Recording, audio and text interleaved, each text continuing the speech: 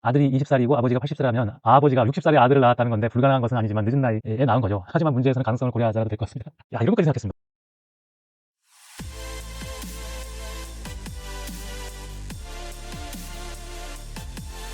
네, 안녕하세요. 코딩하는 토목 엔지니어 돌종입니다. 네, 이번 영상에서는 딥식 아론 0528 이 모델에 대해서 살펴보고 테스트를 해보겠습니다. 네, 5월에도 LLM들이 업데이트가 많이 있었죠. 그래서 소문이 그록 3.5, 그 다음에 딥식 R2가 나올 거다, 이런 얘기도 있었는데 지금 5월이 다 가고 있는데 일단은 딥식에서는 R2가 아닌 마이너 업그레이드를 했습니다. 5월 28일 날짜를 붙여가지고 공개를 했는데요. 그래서 마이너 버전 업그레이드다, 이렇게 돼 있습니다. 자, 그래서 보면은 뭐 O3나 제미나이 2.5 프로와 견줄만 하다, 뭐 그런 주장을 하고 있고요. 그 다음에 요 벤치마크도 보면은 뭐 요 파란색이 이제 0528 버전인데 이 0528이 뭐 1등을 한 건 아니에요. 그죠? 그러니까 뭔가 다른 회사에서 모델을 공개하니까 같이 공개한 것 같기도 하고, 너무 공개를 안 하면 뒤처지는 것 같으니까 그런 느낌도 있거든요. 그래서 뭐 예를 들어서 이런 벤치마크를 보면은 오스리하고, 그죠? 제미나이 2.5 프로 그런 것보다 훨씬 많이 뒤지는 것도 있거든요. 그래서 거의 오스리가 1등이고 제미나이가 그 다음, 그리고 뭐 세 번째가 요번에 아론 0528 이런 것도 있습니다. 였고요. 그래서 비교표도 보면은 뭐 아론하고 비교를 했고요. 예전 올해 1월에 나왔던 거겠죠, 아론. 그래서 많이 개선이 됐다, 이런 거를 얘기를 하고 있고, 요거는 아직 그 공개가 안 된 것 같은데, 뭐 딥식이 디스틸도 잘 했잖아요. 그래서 딥식 아론 0528 QM3 8빌리언, 요것도 언급을 했는데, 여기 이 게시물에서는 언급을 했는데 요거는 아직 공개가 안 됐거든요. 자, 그래서 뭐 소개도 많이 있지는 않고 우리가 뭐 1등이다 이런 얘기는 없습니다. 뭐 당연히 마이너 업그레이드다 보니까 그렇고, 그러면 요거를 여기를 눌러보면 챗 딥식으로 넘어가거든요. 챗 딥식으로 넘어가면은 뭐 이렇게 채팅할 수 있는 공간이 있고요. 여기서 딥싱크를 켜면 이제 R1이 작동하는 거죠. 끄고 켜고 할 수가 있어요. 작동하는 거고, 이 페이지, 그러니까 chat.deepseek.com을 이제 뭐 좀 불안해 하시는 분들이 있어서 그런 경우에는 뭘 이용하면 되냐면 오픈 라우터를 이용하면 됩니다. 오픈 라우터에 접속하면 이렇게 돼 있는데 여기서 딥식을 검색하면 여기 프리하고 프리가 안 붙어 있는 게 있죠. 요건 유료고 요거 프리거든요. 요거를 선택하면은 이렇게 소개가 나옵니다. 아주 간단한 소개가 나와요. 간단한 소개가 나오는데 여기에 파라미터 수가 있더라고요. 671빌리언에 액티브 37빌리언 이렇게 돼 있습니다.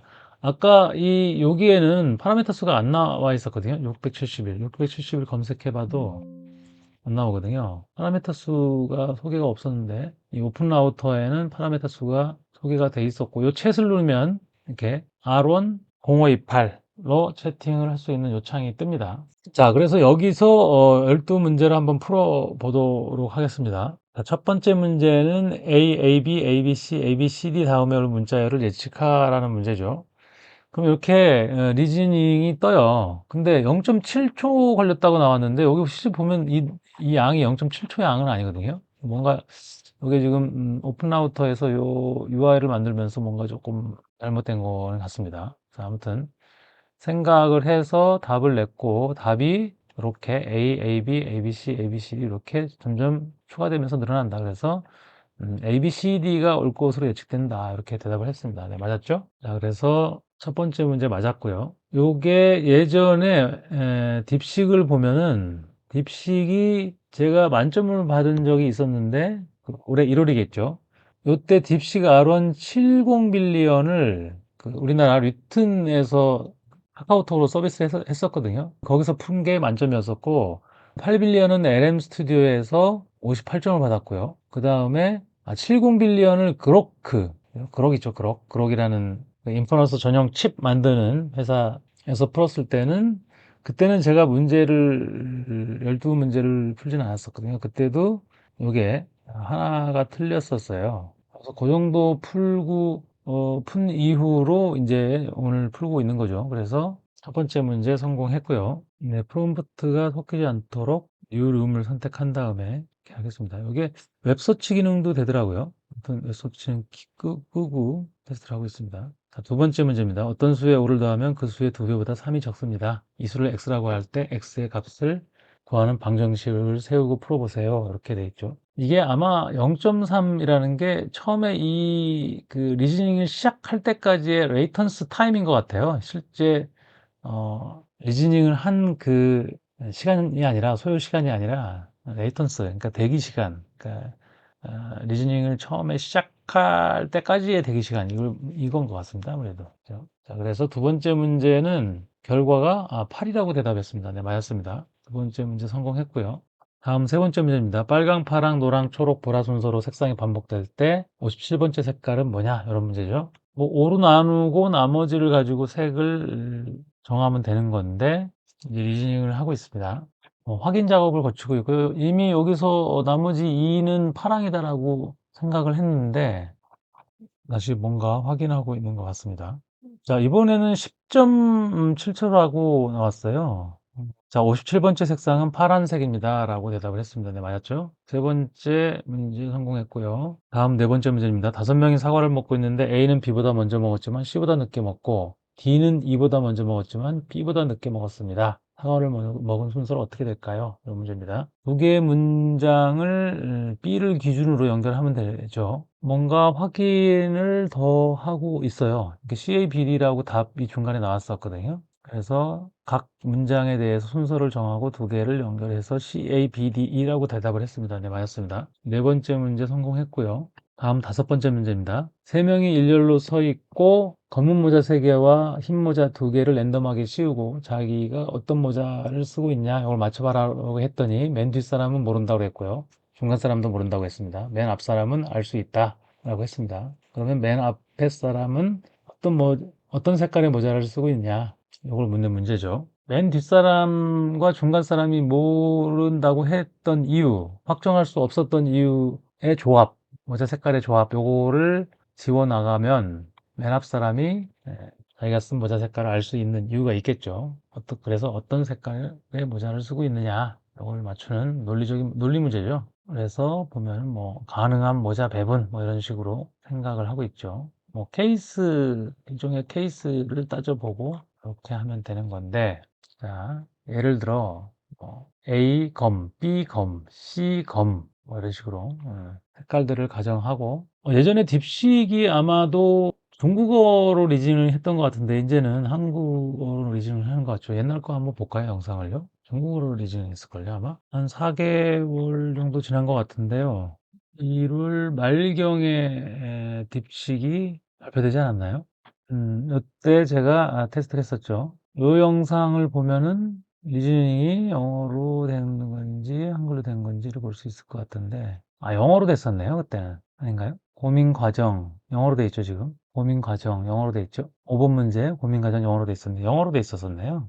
자, 아무튼 리즈닝을 끝냈고 맨 뒷사람 C가 모른다고 했던 이유, 그 다음에 중간 사람이 모른다고 했던 이유, 뭐 이런 걸 가지고 맨 앞 사람을 추론을 했더니 A는 흰 모자일 수는 없으며 검은 모자임을 확실하게 알게 된다. 그래서 이렇게 조합을 이런 식으로 해서 검은색이다 라고 맞췄습니다. 자, 그래서 다섯 번째 문제도 성공했고요. 다음 여섯 번째 문제입니다. 26개 똑같이 생긴 동전이 있는데 한 개가 가짜고 좀 가볍다고 합니다. 최소 몇 번의 양팔 저울릴로 이 가짜 동전 한 개를 찾을 수 있느냐 이런 문제죠. 보면은 뭐 9, 9, 8로 나눈다고 지금 리즈닝에서 이런 문구가 보이네요. 그래서 그죠, 어느 한쪽이 가볍거나 아니면 똑같거나 뭐 이런 케이스가 있겠죠. 그죠? 그래서 각각의 케이스에 대해서 검토를 하고 있습니다.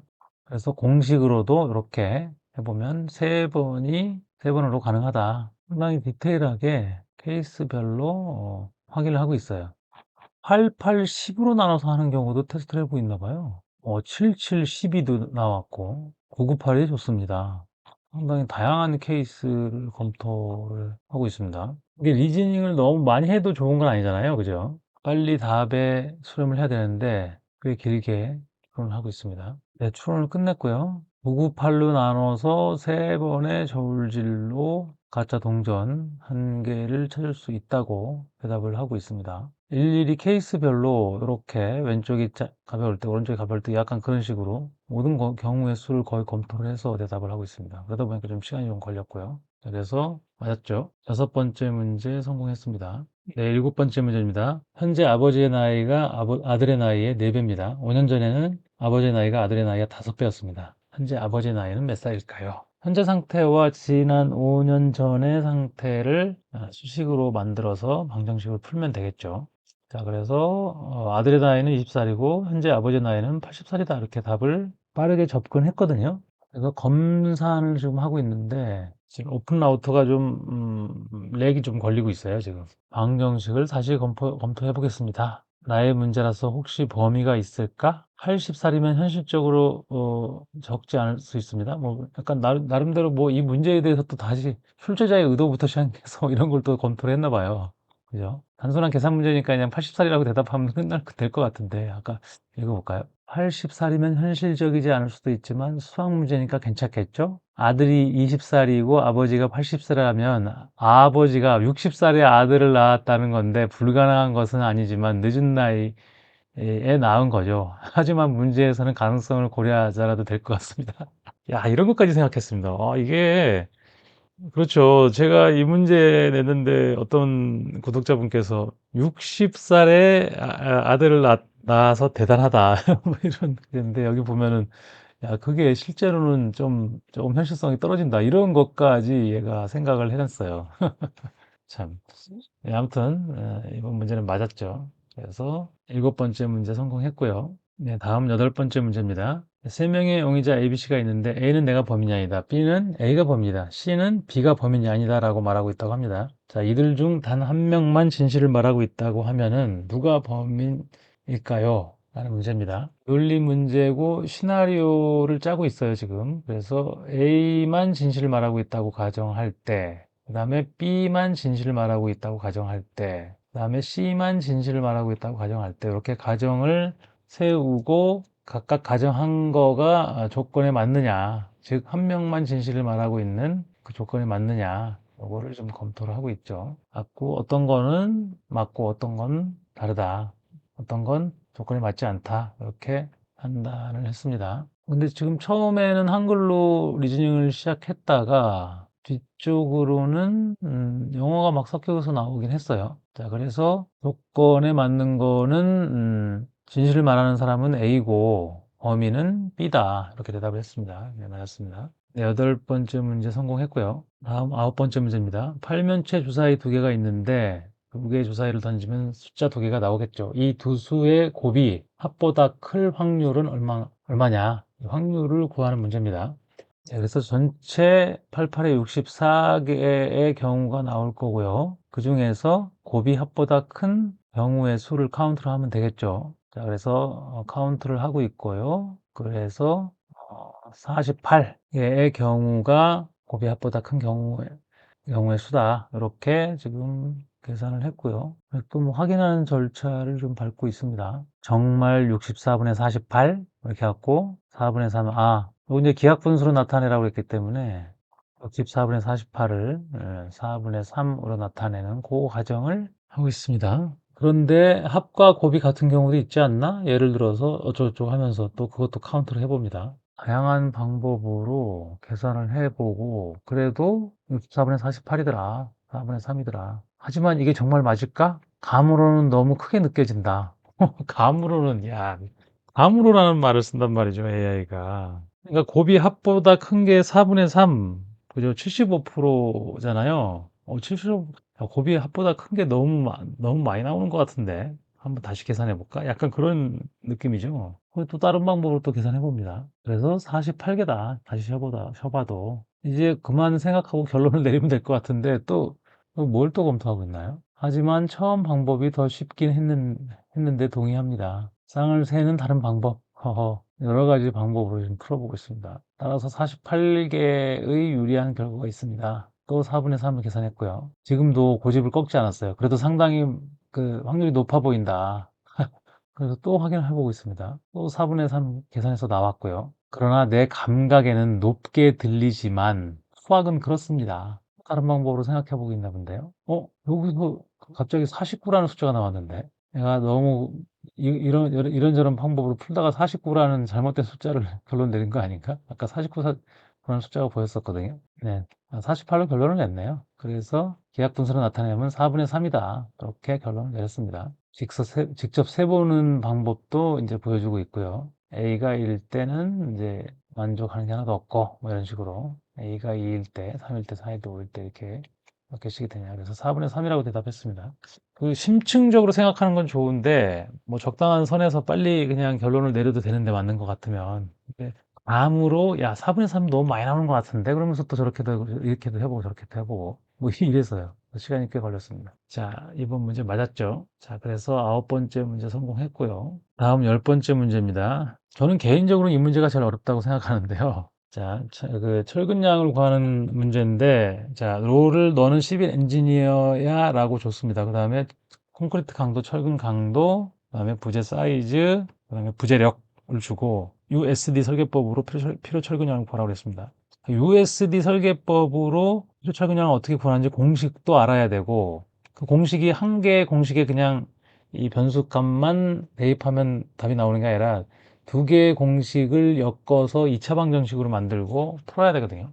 2차 방정식을 풀려면 근해 공식으로 이제 풀어야 되는 거죠. 그런 공식을 알고 수식을 2차 방정식으로 만들고 그거를 계산을 실수 없이 잘 해서 답을 내는 것까지 이렇게 할 수 있어야 되거든요. 여기를 보면은 코드를 코딩을 했나요? 이거 눌러도 코드가 나오진 않는데 코드 solve quadratic equation 이게 2차 방정식을 풀었다라는 얘기고 같고요. 최소철근량도 구해보고 계산을 마쳤습니다. 자, AS는 4246이라고 대답을 했습니다. 이게 특징이 A를 방정식을 풀면은 A가 이렇게 나오잖아요. 그죠? 그 A로부터 이 철근량을 구하면 4246이 나오죠. 근데 AS를 미지수로 2차 방정식으로 만들면 4253이 나오거든요. 그러니까 이 뒤에 소수점, 그러니까 이 값이 작게 나오는 거잖아요. 그죠? 얘는 작게 나오고, 얘는 크게 나오고, 이걸 가지고 또 계산하고, 뭐 이러는 과정에서 소수점을 버리고 뭐 이러다 보니까 그 값이 좀 다르게 나오는데, 일단 푸는 방법이 맞아서 맞는 걸로 하겠습니다. 그래서 제가 이 문제를, 그러니까 그냥 푸는 방법을 제가 직접적으로 얘기를 안 해주다 보니까 이제 A를 미지수로 놓고 AS를 미지수로 놓고 이렇게 두 개가 다르게 나오는 것 같더라고요. 그래서 요거를 문제를 한번 바꿔서 이렇게 AS를 풀이 과정에서 AS를 미지수로 놓고 2차 방정식을 만들어서 이렇게 해볼까요? 채점하면서도 저 값이 조금씩 다르게 나오다 보니까 풀 과정은 맞았는데 값이 좀 다르다 보니까 이게 맞는 걸로 해야 되는지 틀린 걸로 해야 되는지 이렇게 고민 자꾸 하게 됐었거든요. 그래서 아예 AS를 미지수로 2차 방정식을 풀어라. 이렇게 아예 문제를 명확하게 정의를 했습니다. 이렇게 해도 4253이 정확하게 나오진 않았네요. 계산하면서 소수점을 버리고 그러는 과정에서 조금 다르게 나오는 것 같은데 지금 풀이 과정은 맞거든요. 이 차이가 어떻게 생기는지 한번 알아보기 위해서 여기를 긁어서 또 싱킹 할 때는 이렇게 텍스트로 다 돼 있거든요. 그래서 긁기가 좋고 이렇게 결과는 이렇게 수식을 렌더링을 해서 이게 긁어지지가 않거든요. 그래서 생각하는 부분에서 여기까지 긁어서 요거를 제가 제미나이한테 한번 시켜봤어요. 요것을 주고 요거를 이렇게 주고 요거 프롬프트를 위에 풀이가 제대로 계산되었는지 검토해줘 이렇게 했습니다. 그랬더니 지금 제미나이는 2.5 플래시거든요. 코드를 작성했어요. 근데 사실상 이런 계산이 포함된 건 이렇게 파이썬 코드로 하는 게 제일 정확하거든요. 코드를 작성해서 각각을 계산을 중간중간에 계산한 값을 제가 제공한 아까 딥식이 푼 거하고 이제 비교를 했습니다. 그래서 보고를 이렇게 합니다. 유효 깊이 제대로 계산했고, 공칭 모멘트 Mn 제대로 계산했고, 일치합니다. 이런 식으로. 2차 방정식 유도는 잘했냐? 그래서 이렇게 하고, 개수 ABC를 구했다. 그죠? 제가 정밀하게 계산한 A 계수는 이렇게 하면은 2.68907 뭐 저쪽에 했는데 제공된 값은 2.68908 이렇게 하면은 여기가 소수점 5자짜리에서 반올림된 값이다. 그래서 이거는 일치한다라고 보고 그다음에 B하고 C는 일치한다고 그랬고 그다음에 판별식 있죠. 판별식 계산은 일치한다. 소수점까지 정확하게 일치한다. 이렇게 했고 그 다음에 이 루트 있죠. 판별식을 루트를 씌워서 계산한 게 제공된 값은 이 265298 요건데 파이썬 코드로 계산해 보니까 요게 루트 안에 있는 이 안에 있는 숫자가 꽤 크죠. 이거를 루트를 씌워서 하면 265129.829 이렇게 이 두 개가 좀 차이가 나는 거예요. 그죠? 10만 단위인데 100단위에서 차이가 좀 있죠. 그죠? 100단위니까 실제로 크기로 보면은 큰 10만 중에 100이니까 이렇게 큰 값은 아니에요. 근데 그것 때문에 이게 차이가 큰 것 같습니다. 그래서 이 부분이 약간의 차이가 있습니다. 그래서 A 계수와 C 계수 M의 반올림 처리에서 비롯된 것 같습니다. 이렇게 얘기를 하고 있죠. 근데 안에 있는 D값이 정확하게 일치한 상태에서 이 값이 다른 거는 그냥 이 루트 계산하는 알고리즘이 뭔가 다른 거 아닌가 싶어요. 그러니까 지금 아까 딥식은 이거를 그냥 자기가 계산을 한 거거든요. 코드를 돌리지 않고 그 과정에서 루트 값이 좀 차이가 난 거죠, 결국은. 그래서 계산을 하면 4253 정도가 나오는 게 맞는데, 그죠? 4220이 나온 거죠. 약 30 정도의 차이가 난 건데, 4000이니까, 4000 중에 30이니까 뭐, 1%가 안 되는 거죠. 4000에 1%면 400, 4000에 1%면 40인데, 30 차이가 났으니까 1%가 안 되는 오차가 생긴 게 거꾸로 추적해 보니까 루트 값이 조금 차이가 있었다. 그래서 얘도 판단하기를 요거는 뭐 큰 문제가 아니다. 그죠? 미세한 계수 차이에 의해서 민감하게 반할 수 있지만 하지만 올바른 판단이다. 뭐 이런 식으로 끝냈습니다. 네, 아무튼 이 문제는 맞은 걸로 하겠습니다. 네, 10번 문제는 맞았고요. 네, 11번째 문제입니다. 사용자로부터 이체 방정식에 A, B를 입력받은 후 근을 구하는 과정을 보여주는 웹 앱을 만들어줘. 수식은 메스작스를 이용해서 렌더링을 하고 차트.js를 이용해서 그래프를 그리되 근의 위치를 표시를 해줘라. 이런 주문을 했습니다. 네, 추론을 금방 끝내고 바로 코딩으로 들어가죠. 그러니까 이게 그 특징이 그 성능이 안 좋은 모델들은 코딩 문제에서 그 리즈닝을 너무 길게 하더라고요. 그런데 보통 성능이 좋은 이런 모델들은 코딩 문제에서는 리즈닝을 빨리 끝내고 바로 코딩에 들어갑니다. 그런 차이가 있더라고요. 그러니까 성능이 안 좋은 리즈닝 모델들은 마치 수학 계산하듯이 코딩의 중간중간을 뭐 이렇게 코드 블록을 좀 만들어 보고 그거에 대해서 자꾸 고민을 하고 뭐 이렇게 하는 것 같더라고요. 근데 성능이 좋은 모델들은 그렇지 않고 그냥 바로 코딩을 합니다. 그냥 코딩 자체에 대해서는 고민을 안 하는 것 같더라고요. 그러니까 내가 지금 이 코딩에서 어떤 수식을 어떻게 써야 되냐, 그거만 잠깐 고민하고 코드 자체를 만들면서 고민하지 않는다는 얘기죠.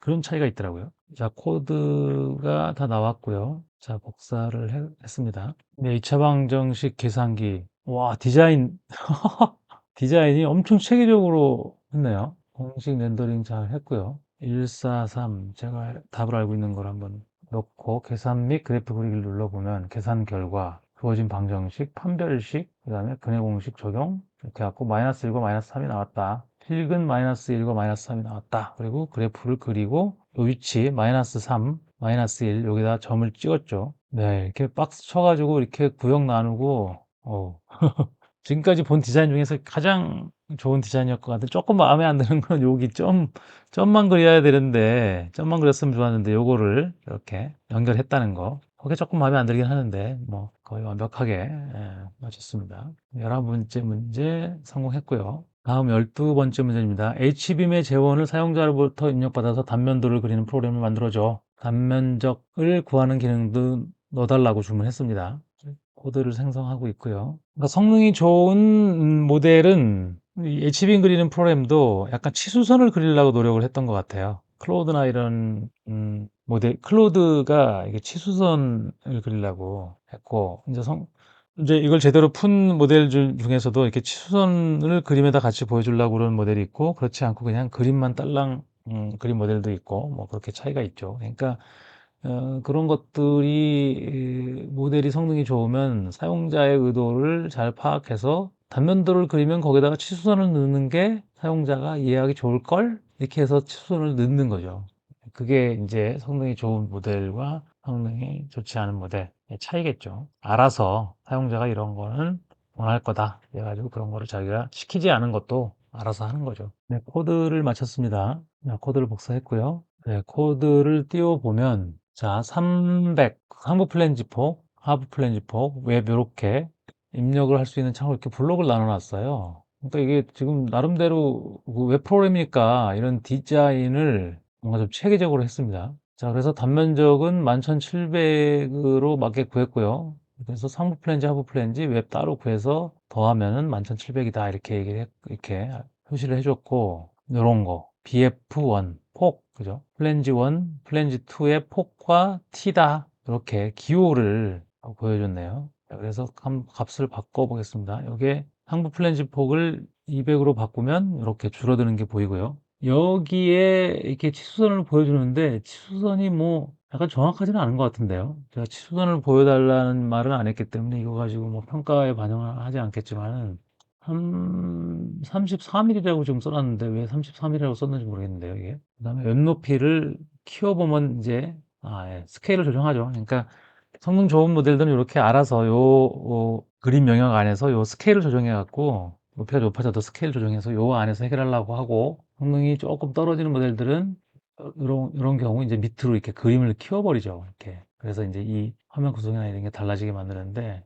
여기는 지금 잘 처리를 했습니다. 네, 그리고 제목에다가 그라데이션 넣고, 그 다음에 밑에 쪽에 보면은 이거 카피라이트 2023? 2023은 왜 2023인지 모르겠는데, HBeam 단면 계산기. 그러니까 얘를 하나의 앱으로 만든다는, 제가 웹 앱을 만들어 달라고 그랬잖아요. 그래서 보조 요소 분석을 위한 웹 애플리케이션. 이런 식으로 나름대로 요걸 하나의 완성된 웹 앱으로 만들려고 노력을 했습니다. 자, 그래서 마지막 문제도 성공했습니다. 자, 그래서 마지막 12번째 문제도 성공을 했고요. 그래서 딥식 아론 0528 토탈 671빌리언에 액티브 37빌리언, 이 모델이 100점을 받았습니다. 자, 점수 순으로 소팅을 해보면 딥식이 70빌리언짜리도 저번에 테스트 했을 때 이미 만점을 받았었거든요. 그죠? 얼마 전에 테스트를 했던, 지난 5월 3일, 5월 초에 테스트했던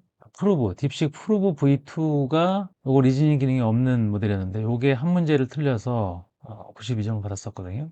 그리고 제가 여기다가 요거 인덱스라는 걸 하나 추가했는데, 요거는 뭐냐면 이 점수를 모델 크기로 나눈 거거든요. 그러니까 이렇게 보시면 되죠. 1빌리언당 점수를 몇 점을 받았냐, 요 개념입니다. 그러니까 얘는 지금 67점을 받았으니까 0.6빌리언으로 67점을 받았으니까 1빌리언에 111점을 1빌리언당 111점을 받은 거죠. 뭐 이런 개념. 그러니까 모델이 작으면서 점수를 많이 받으면 인덱스가 올라가는 건데 이거 그냥 이렇게 한번 만들어 봤거든요.